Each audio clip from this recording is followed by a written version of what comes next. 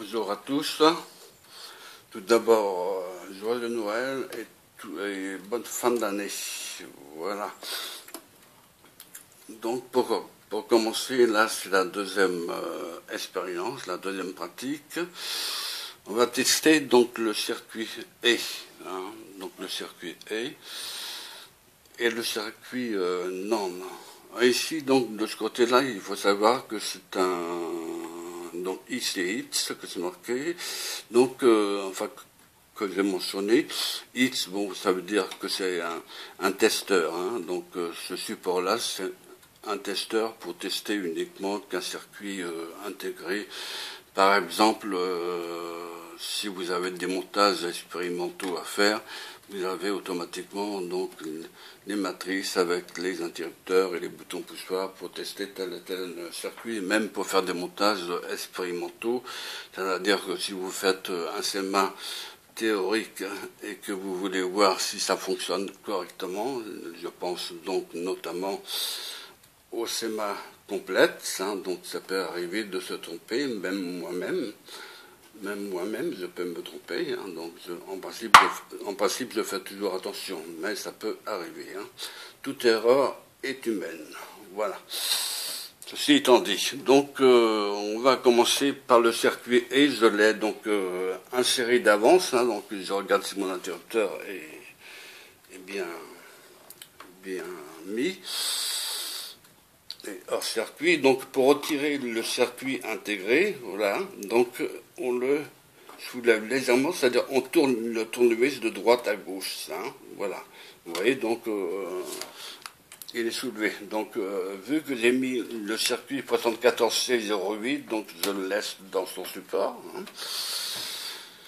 Et puisqu'on va tester le circuit E, donc cette LED doit s'allumer ou s'éteindre, soit l'un ou l'autre, selon l'état logique 0 ou l'état logique 1. Si c'est 1 au niveau 1, donc le code binaire, bien sûr, donc au niveau 1, la LED s'allume automatiquement. Donc là, ce n'est pas le cas pour l'instant. On va commencer donc 0, 0. Donc on va mettre donc les deux moins. Donc on va mettre à 0. Ça c'est le numéro 1, donc il faut se rappeler. Il faut faire la table de vérité de tête. Enfin moi, bon, je l'ai fait de tête, donc voilà. Donc là, nous avons sur l'entrée 0, 0, donc l'entrée A 0, l'entrée B 0, et la sortie, donc ça sera donc le niveau 0 aussi. En principe, la LED ne devra pas s'allumer, la LED L0, voilà. Donc elle est bien éteinte. Bon, on va faire donc, donc 0, 1. Le 0 est en fa ici, puisque c'est mis au moins. Donc ici, donc on va mettre donc dans ce cas-là au plus. Celui-là. Donc des fois c'est pas facile parce que je suis pas en face. Voilà, donc j'essaie d'être en face. Voilà. C'est-à-dire de mon côté, je suis pas en face, je suis un peu en biais, donc ce qui m'empêche un peu de travailler. Voilà. Bon, ça donc nous avons mis donc 0, 1. Voilà, donc la LED L0 reste toujours éteinte. Donc ça veut dire que c'est au niveau bas. Bon, maintenant on va inverser ici le niveau 1. Enfin, on va retirer le fil moins ici. Bon, parfois donc il est un peu dur, mais il faut faire attention de ne pas casser le fil à l'intérieur parce que je serais embêté. Donc celui-là, donc le plus, donc c'est le 1. Et celui-là, donc, se trouve au plus, donc on va le mettre au moins.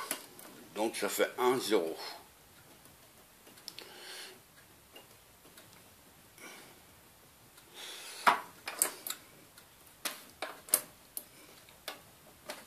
Voilà, donc 1, 0.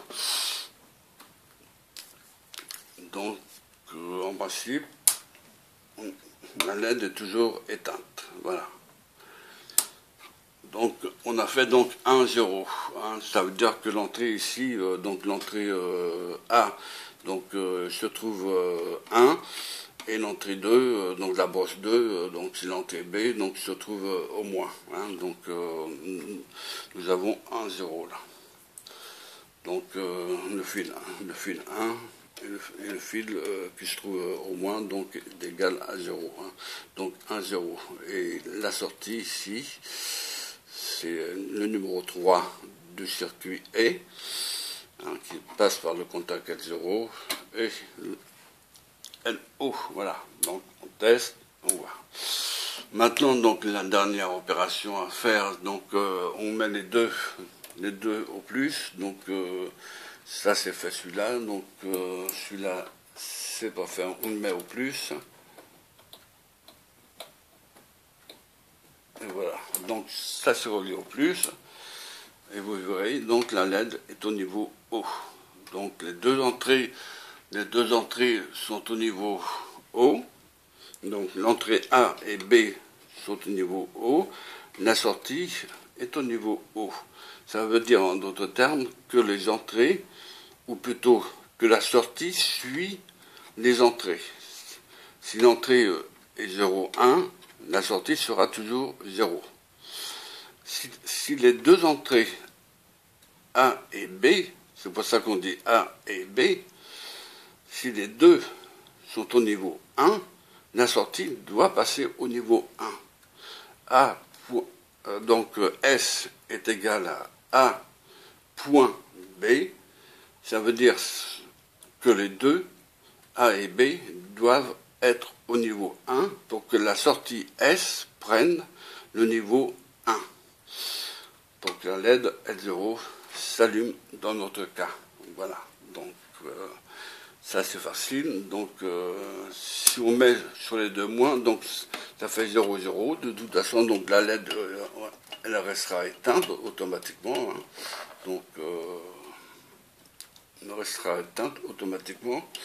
Et voilà, donc là c'est pareil. Bon. Et donc voilà. Donc là vous voyez donc la LED, donc elle est éteinte hein, automatiquement. Donc ça veut dire le niveau bas. Donc quand que la LED ne s'allume pas, c'est le niveau bas. Donc par contre, pour tester le circuit intégré, c'est bon. Hein. Donc pour tester le circuit intégré, c'est bon. Donc la LED s'allume. Quand que vous voyez que la LED s'allume sur un circuit E, donc c'est bon. Hein. Maintenant, nous allons tester, c'est le circuit NAND. Et c'est là que je vais vous montrer comment extraire le circuit E. Voilà. Parce que j'ai mis des supports, hein. Je les ai fait exprès d'ailleurs. Parce que sinon, voilà, donc je vais trier mes fils. Voilà, donc on va faire sur le circuit E maintenant. Enfin, sur le circuit NAND, je veux dire. Donc voilà, donc j'extrais le circuit tout en faisant attention. Hop, je mets tout de suite sur le graphite.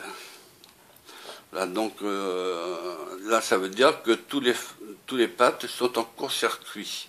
Donc il n'y a aucun danger que là vous pouvez toucher toutes les pattes, donc il n'y a pas de danger que l'électrostatique puisse endommager le circuit intégré, puisque ce dernier donc est mis en court-circuit. Toutes les pattes sont en court-circuit, donc il ne risque pas de recevoir l'électrostatique. Hein. Cependant, donc je vais ranger ça, donc le circuit est dans la pochette que j'aime, hein, parce que donc j'ai des pochettes, oui, pour ne pas les abîmer, voilà. Et donc je mets ça, voilà. Et donc ça c'est fait. Bon, ensuite on va passer donc au circuit NAND, au circuit NAND. Excusez-moi pour ma voix, parce que à la force de parler, voilà, donc je suis pas habitué de parler devant un micro en plus, ça me stresse. Bon, enfin bref, hein, donc je regarde si c'est bien le numéro, donc 74, c'est donc 00. Je vérifie toujours, hein, donc il faut bien vérifier surtout si c'est bien la brosse 1. Donc vous avez le point de repère, ici donc avec un petit rond, comme si il y avait un petit trou, et vous avez un demi circulaire ici, hein, donc vous ne pouvez pas vous tromper. Hein, donc c'est la première des choses qu'il faut regarder, c'est ça. Hein, donc alors ici donc faut que ça soit bien en face. Hein, donc j'essaie de le mettre en face. Voilà, ok, impeccable. Donc ça c'est le circuit non que je regarde. Donc que je regarde les pattes à la loupe carrément, oui. Donc parce que je suis mal placé, je suis un peu trop loin. Bon. Là, comme j'ai pas beaucoup de place sur le bureau, donc c'est pas pratique. Donc le circuit non, donc donc on va commencer donc par le moins, donc le moins, donc ici donc c'est bon. Voilà, donc le moins on met sur le moins, et celui-là c'est pareil. On va mettre le moins sur le moins. Voilà, donc ça fait donc 0, donc toujours l'entrée A et B, donc la brosse 1, la brosse 2, donc la brosse 1 c'est A, la brosse 2 c'est B, et la brosse 3 c'est le fil vert, donc c'est la sortie qui commande la LED L0 pour l'instant. Donc nous mettons en route, hein, voilà, donc on voit que la LED L0 s'allume. Donc ça veut dire que je suis au niveau haut, voilà, et que les entrées sont au niveau bas, et au niveau haut, excusez-moi, donc 1, voilà, donc au niveau haut, hein, donc moins plus que j'ai mis, donc moins plus, attendez que je regarde, non c'est 0, je me trompe pas, 0, donc 0, donc moi ici, donc c'est bon, et ça est-ce que j'ai mis donc sur le moins, donc c'est bien, donc 0, hein, donc 0,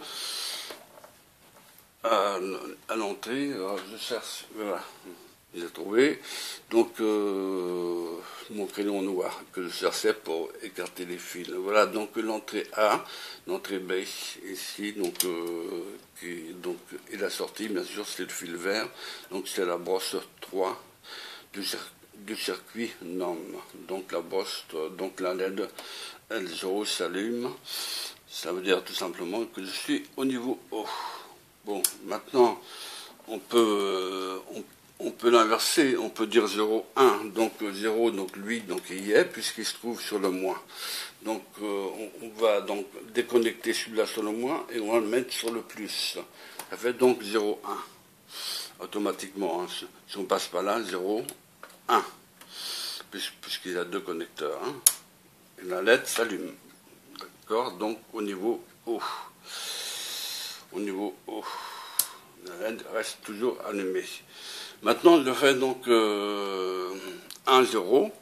1, 0, donc celui-là, donc je vais faire donc le 1, celui-là, donc je vais le mettre même carrément, je vais écarter un peu les fils, que je puisse voir clair. Voilà, donc un des groupes de connecteurs, c'était pratique, mais il faut faire très attention, hein, de ne pas casser un fil à l'intérieur. Voilà, et celui-là, donc 1, 0, qu'on avait dit, donc celui-là au moins. Alors celui-là au moins. Voilà. Donc 1, 0. Donc nous avons 1, 0 hein, à l'entrée. Et en sortie, nous avons toujours 1 à passer. Voilà. Donc la LED L0 est au niveau haut. Donc la logique binaire est égale à 1. Hein, donc 1 est égal niveau haut. Hein. Bon. Maintenant, il nous reste à mettre les deux au plus.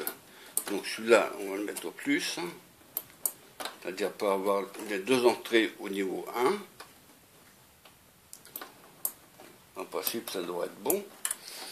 Voilà, donc celui-là était déjà au plus, donc pas de problème. Et le fil vert, donc lui se retrouve avec un 1 aussi. Donc avec un 0, excusez-moi. Voilà. Donc 1, 1. Donc ici, nous avons par le fait ici 1 sur l'entrée 1, enfin sur la brosse 1. Et l'entrée 1 ici sur la brosse 2, donc l'entrée B, l'entrée A, l'entrée B.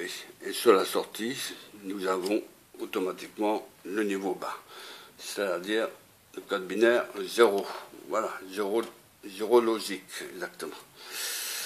Voilà, donc ça pour ça. Donc si vous le branchez, si vous déplacez un fil, par exemple, bon, là c'est sûr que si vous mettez un 0 par exemple, ou 0,1 plutôt, dans ce sens-là, bon là ça va s'allumer, hein, ça c'est automatiquement. Bon, attends que j'écarte les fils, voilà que je puisse voir clair. Voilà, donc voilà, donc voilà, donc le fil, donc là c'est au niveau haut, hein, puisque nous avons 0,1. Donc ça c'est normal à l'entrée, et donc en sortie S est égal à point B. Donc le point, c'est le... là c'est donc... oui, c'est le point. Donc, le nom, donc... le nom, donc c'est 1, 1. Donc 0, 2, 0, donc pas de problème si on met...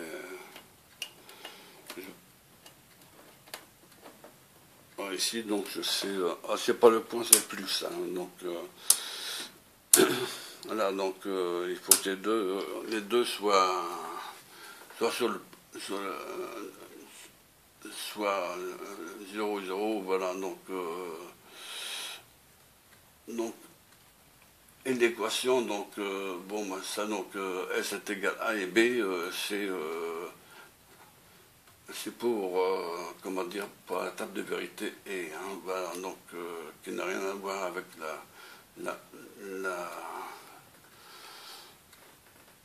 la fonction logique, hein, de la table de vérité. Voilà, donc ça c'est bon, donc il n'y a pas de problème de ce côté-là, donc je suis bien au niveau bas là.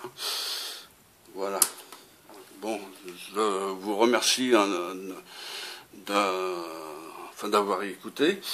Bon, excusez-moi donc pour ma voix, parce que je ne suis pas habitué avec le micro, moi. Bon, à la longue ça va venir, mais bon.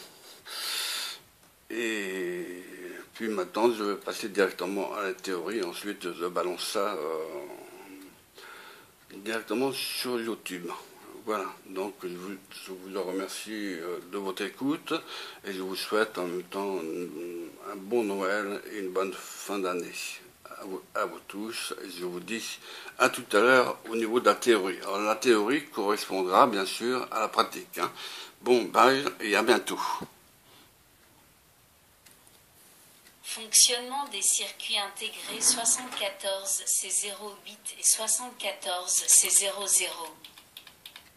5. Essai de fonctionnement du circuit intégré MEM 74 C08. Avec l'expérience qui va suivre, nous allons vérifier expérimentalement le fonctionnement d'un circuit intégré à 4 portes et type MM 74 C08 ou équivalent, et vous constaterez en particulier qu'un circuit et peut être utilisé pour permettre ou interdire le passage d'un signal binaire selon l'état d'une entrée de commande. Vous vérifierez par la pratique la table de fonctionnement et la table de vérité du circuit en question. 5.1. Liaison préliminaire. A. Enlevez toutes les liaisons faites dans l'expérience précédente. B. Ôtez le circuit intégré MM74C04 du support ICX. Pour réaliser cette opération, procédez de la manière suivante. Enfilez délicatement la lame d'un tournevis entre le boîtier du circuit intégré et le support. Tournez le tournevis, le circuit intégré se soulève comme on le voit sur la photo de la figure 20. En faisant levier délicatement avec le tournevis pour éviter de déformer les broches du circuit intégré, enlevez ce dernier entièrement du support. C. Introduisez dans le support ICX le circuit intégré MM74C08 en respectant les précautions indiquées lors du montage du premier circuit intégré. Comme on peut le voir dans le schéma représenté par la figure 21C et fourni par le constructeur, le circuit intégré MM74C08 contient 4 circuits UE ayant des caractéristiques identiques mais fonctionnant indépendamment les uns des autres. Ils ont toutefois une alimentation commune. Pour ce circuit intégré, comme d'ailleurs pour tous les circuits intégrés, en général, la numérotation des broches correspond à la vue de dessus, la broche 1, est celle qui se trouve à proximité du point de repère, figure 21A, ou à droite d'une encoche semi-circulaire, faite sur un des petits côtés du boîtier, comme indiqué sur la figure 21B. 5.2. Seconde expérience, examen d'un circuit et. L'expérience qui suit concerne le premier circuit UE dont les deux entrées sont les broches 1 et 2, tandis que la sortie est la broche 3. Comme il a déjà été indiqué, les 3 autres circuits UE contenus dans le circuit intégré fonctionnent de la même manière.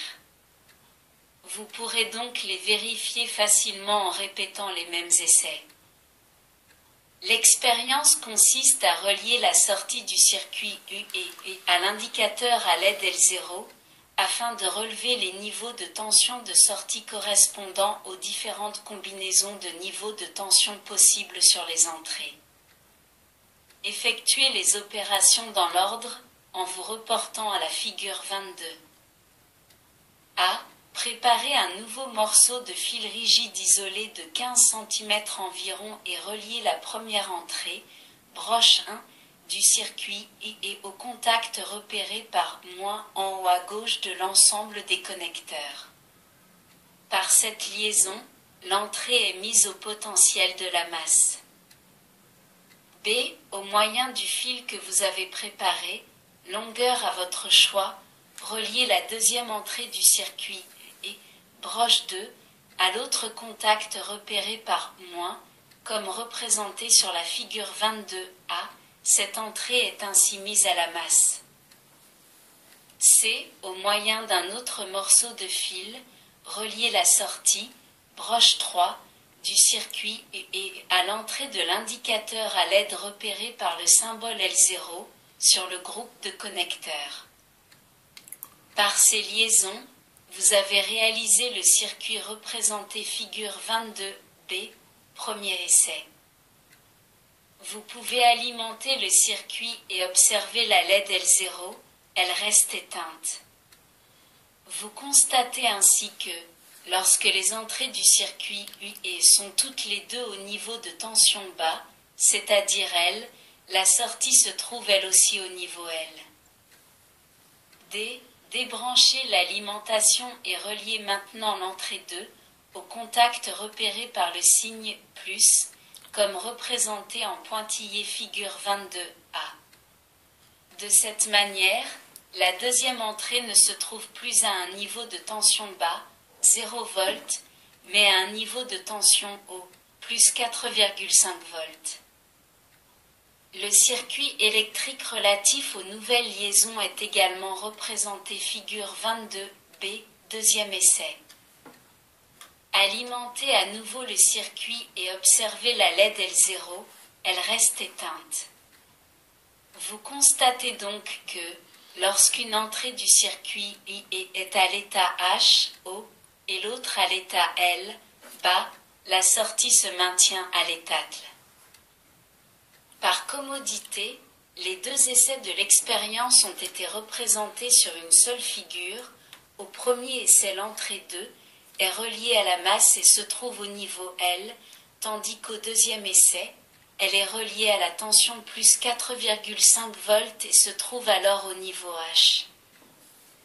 À partir de ces deux expériences, vous pouvez déduire que, si l'une des deux entrées, dans notre cas l'entrée correspondant à la broche 1, est à un niveau bas, le niveau que peut prendre l'autre entrée n'a aucune influence sur la sortie.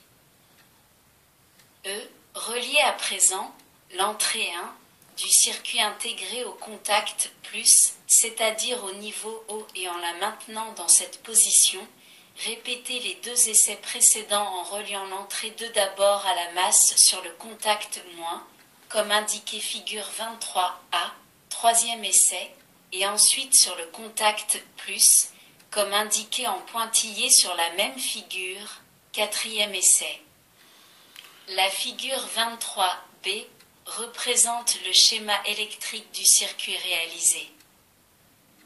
La façon de procéder est toujours identique. Débrancher l'alimentation. Effectuer les liaisons. Rebrancher l'alimentation. Observez la LED L0. Vous constatez cette fois que l'entrée 1, étant à un niveau haut, la sortie prend le même niveau que celui de l'entrée 2, c'est-à-dire qu'elle prend un niveau bas, L, si le niveau de l'entrée 2 est bas, L, ou se met à un niveau haut, H, si le niveau de l'entrée 2 est haut, H. Ceci est le fonctionnement caractéristique d'un circuit UE, qui peut ainsi être utilisé pour commander la transmission d'un signal binaire. Dans ce cas, l'entrée 1 est appelée entrée de commande, car si cette entrée est au niveau L, la sortie est insensible aux variations du niveau présent sur l'entrée 2, tandis que si l'entrée 1 se trouve au niveau H, la sortie prend le même niveau, au tout bas, que celui présent sur l'entrée 2. Bien entendu, les deux entrées étant symétriques, elles sont interchangeables, et l'entrée 2 peut devenir l'entrée de commande si elle est portée au niveau H. Dans ce cas, la sortie prendra l'état correspondant à celui de l'entrée 1. 5.3. Table de fonctionnement et table de vérité du circuit E. Les essais réalisés vous fournissent toutes les données utiles pour établir la table de fonctionnement du circuit UE. Vous avez constaté par exemple qu'avec les deux entrées au niveau L, la sortie est au niveau L. Vous avez pu vérifier ensuite pour toutes les autres combinaisons de niveaux de tension sur les entrées les niveaux de tension en sortie grâce à l'observation de la LED L0. Transcrivons les résultats obtenus dans la table de fonctionnement représentée en figure 24. En observant cette table, vous pouvez conclure que dans un circuit UE, la sortie se trouve à un niveau haut, H, uniquement lorsque les entrées sont toutes les deux à un niveau haut, H, si l'une ou l'autre ou les deux entrées sont à un niveau bas, L, la sortie est à un niveau bas, L. À partir de la table de fonctionnement, on peut établir la table de vérité en associant au niveau L la valeur logique 0 et au niveau H, la valeur logique 1, comme représenté figure 25. Dans cette table, les deux entrées appelées A et B et la sortie S sont désignées par les numéros des broches correspondantes, car dans les catalogues de circuits numériques, la table de vérité est habituellement présentée sous cette forme. Cette table décrit le fonctionnement logique du circuit E. La sortie S est à l'état logique 1 uniquement lorsque les deux entrées A et B sont toutes les deux à l'état logique 1. Ceci peut également être exprimé simplement sous la forme S égale A. BS égale à point B. Ou aussi, en négligeant le point, sous la forme S égale à B. 6. Essai de fonctionnement du circuit intégré MM74C00. Le circuit intégré MM74C00 contient 4 circuits N-AND, comme représenté figure 26. Avec l'expérience qui suit, vous pouvez constater qu'un circuit N-AND se comporte comme un circuit UE, suivi d'un inverseur. 6.1. Troisième expérience, examen d'un circuit N-AND. A. Débrancher l'alimentation et enlever tous les raccordements effectués lors de la dernière expérience. B. Enlever le circuit intégré MM74C08 du support d'essai ICX et introduisez dans ce dernier le nouveau circuit intégré MM74C00.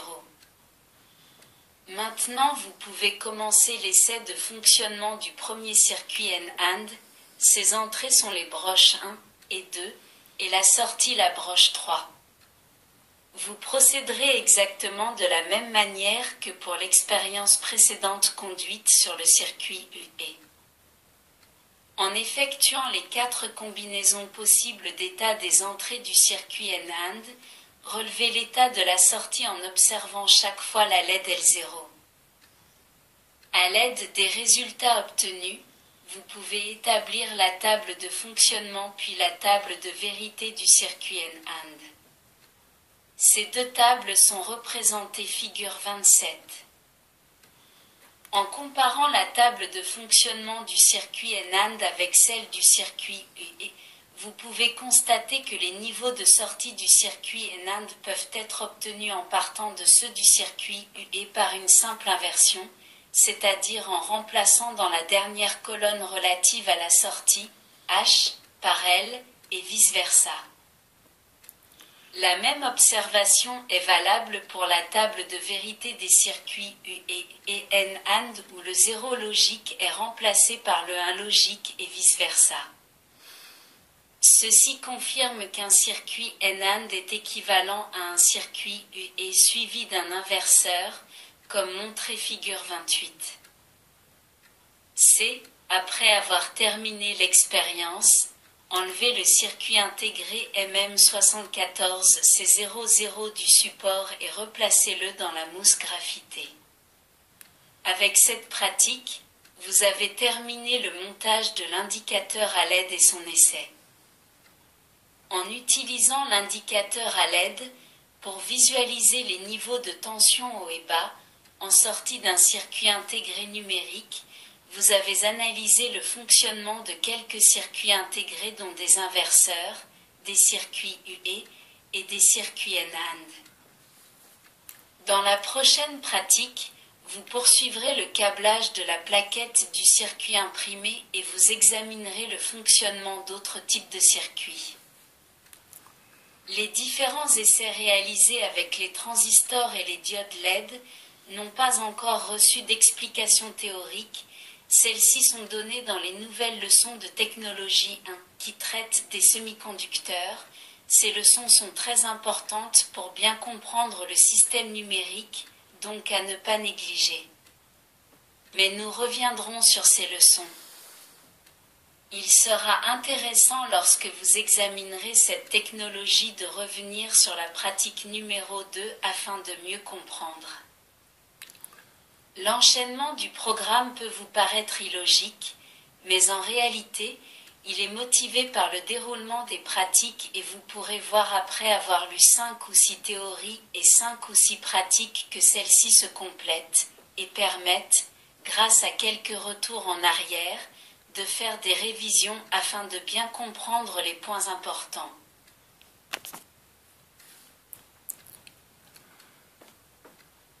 Merci de votre écoute.